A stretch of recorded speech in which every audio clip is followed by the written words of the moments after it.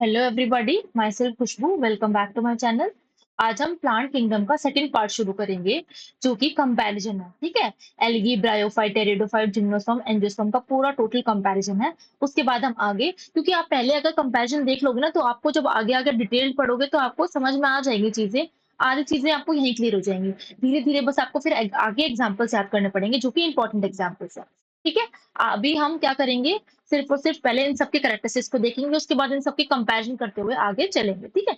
जैसे मैं बताऊंगी वैसे आप पढ़ोगे ना, तो आपके लिए बहुत ही आसान रहेगा, वरना आपके साथ सिचुएशन कैसी आ जाएगी, वरना आपके साथ ये सिचुएशन आ जाएगी। हे भगवान, कैसे याद होगा ये चैप्टर। ठीक है। तो ऐसे याद होगा जैसे मैं बताती चलूंगी। धीरे धीरे आप अपनी मतलब जैसे मैं आपको बताऊंगी वैसे वैसे आपको पढ़ते रहना है, ताकि आप बहुत जल्दी इजिली इस तरीके इस जिसे कहते हैं ना कि बोरिंग चैप्टर को या फिर अनइंटरेस्टिंग चैप्टर को याद कर सकते हैं। ठीक है। तो अब हम स्टार्ट करते हैं। सबसे पहले ही चीज है हमारी, जो इनके अंदर प्लांट किंगडम के अंदर जो क्लासिफिकेशन करेंगे हम, उसकी बात करते हैं। ठीक है। तो पहली क्लासिफिकेशन किस क्या थी हमारी? एल्गी थी। एल्गी के बाद दूसरी क्लासिफिकेशन क्या थी? First classification is algae, second is bryophyta, third is pteridophyta, fourth is gymnosperms and fifth is angiosperms. ठीक है। अब इनके बारे में हम डिस्कस करते हुए चलेंगे। पहले हम पूरा होलसम सम सब कुछ बताते हुए चलेंगे। ठीक है। अब हम ये बात करते हैं। देखो, फर्स्ट किंगडम क्लासिफिकेशन को पहले हम बात करेंगे। तो पहला क्या है कि जो एल्गी है ना, एल्गी की फर्स्ट प्लांट बॉडी, जो एल्गी होता है ना, वो थाइलॉइड होता है। थाइलॉइड का मतलब क्या होता है? थाइलॉइड होता है जिसके अंदर ना ट्रू लीव्स, ना ट्रू स्टेम हो, ना ट्रू लीव्स हो। ठीक है। मतलब स्टेम की तरह कुछ दिखता है, पर स्टेम नहीं है। ठीक है। लीफ की तरह कुछ दिखता है, पर लीफ नहीं है। मतलब ना ट्रू स्टेम है, ना ट्रू रूट्स है, और ना ट्रू लीफ है। एल्गी की बात करेंगे हम। उसके बाद दूसरी बात ये होगी कि एल्गी का सेकंड कैरेक्टर होगा हैप्लॉइड। हैप्लॉइड मतलब कि इसके अंदर जो सेट्स ऑफ क्रोमोसोम्स होंगे, वो नहीं होंगे। मतलब बोलते हैं कि इसको पेयरिंग नहीं होगी क्रोमोसोम्स की। ठीक है। तो हैप्लॉइड है, इसके अंदर एन नंबर ऑफ क्रोमोसोम्स होंगे। अब अगर हैप्लॉइड होगा तो गैमेटोफिटिक कंडीशंस होंगी। गैमेटोफिटिक कंडीशंस होंगी इनके अंदर। मतलब सिंगल गैमा से बनेगा, गैमेट से बनेगा। ठीक है। और सबसे इंपॉर्टेंट बात, इनके अंदर वेस्कुलर बंडल्स प्रेजेंट नहीं होती। अब देखो, आपको लर्न कैसे करना है इसको। देखो, ब्रायो algae, bryophytes, pteridophyta, gymnosperm, angiosperm. पहले तो इस पूरा सीक्वेंस को याद करना है।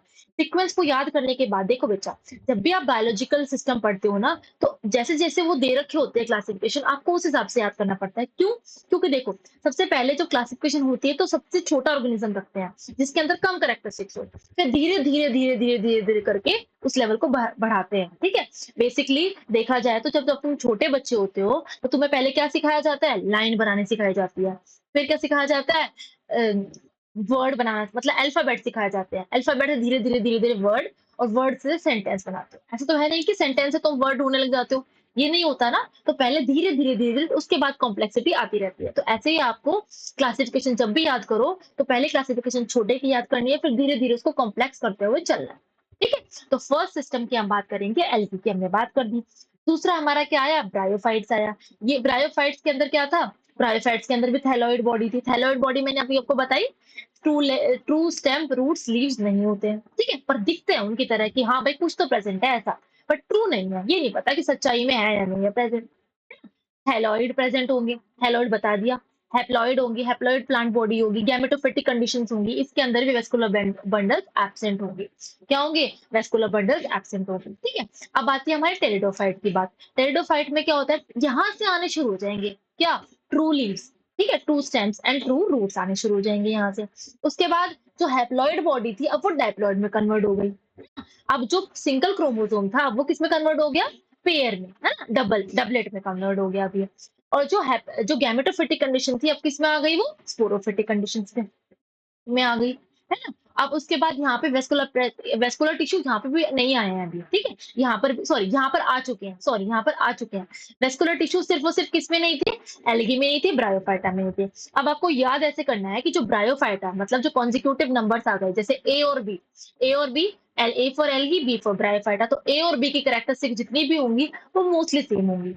ठीक है। अब आते हैं टेरिडोफाइटा की बात है। टेरिडोफाइटा में जिम्नोस्पर्म, एंजियोस्पर्म। ठीक है। पीजीए, पीजीए की सबकी कैरेक्टरिस्टिक्स क्या होंगी? सबकी सेम कैरेक्टरिस्टिक्स होंगी मोस्टली। इनके अंदर, सबके अंदर जैसे जैसे कॉम्प्लेक्सिटी बढ़ रही है, वैसे वैसे इनके अंदर भी कैरेक्टरिस्टिक्स बढ़ती रहेंगी, सेम कैरेक्टरिस्टिक्स होंगी, इससे कॉम्प्लेक्स नहीं होगा। तो पहला क्या हुआ?